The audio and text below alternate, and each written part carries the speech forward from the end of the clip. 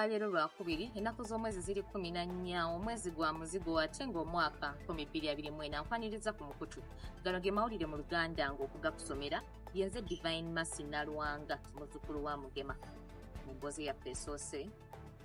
Wofiisi ya Kaliisiliiso wa Gavumenti ekakasizza nga bw'eri mu kukola alipoota gy'egenda okuweereza eri omukulembeze w'eggwanga ng'eno ekwata ku by'obugagga wa Sipiika wa palamenti Eyeyita Yesu. Kino kiddiridde akafuba omukulembeze w'eggwanga ke yabaddemu n'omubaka wa Bungereza atuula kuno era nga kigambibwa nti ono yamutegeezezza nga Sipiika Eyeyita Yesu bw'alina ennyumba oba amayumba e Bungereza nga kino omukulembeze w'eggwanga kyayagala okukakasa. Abagoberera ebyenfuga bagamba nti singa kikakasibwa nga Sipiika ddala alina amayumba oba ennyumba ebweru w'eggwanga g'ataayanjula ng'etteeka ly'obukulembeze bwe lyoleka yandiwalirizibwawo okuggyibwako ekifo kye ng'omubaka mu palamenti.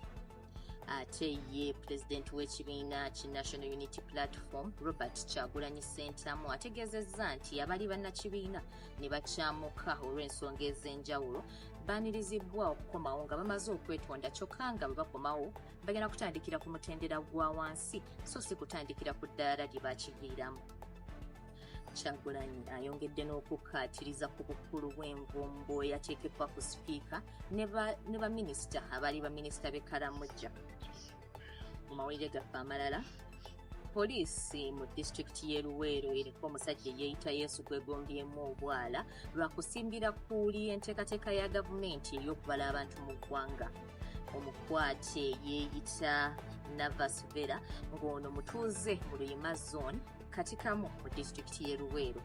Ono agamba nti tasobola kukkiriza kubalibwa kubanga yava mu ggulu era nga Katonda yamubala dda.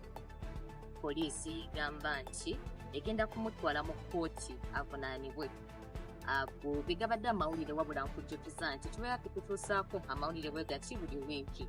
Tosaagasagana akuume akyakuumira mpeera.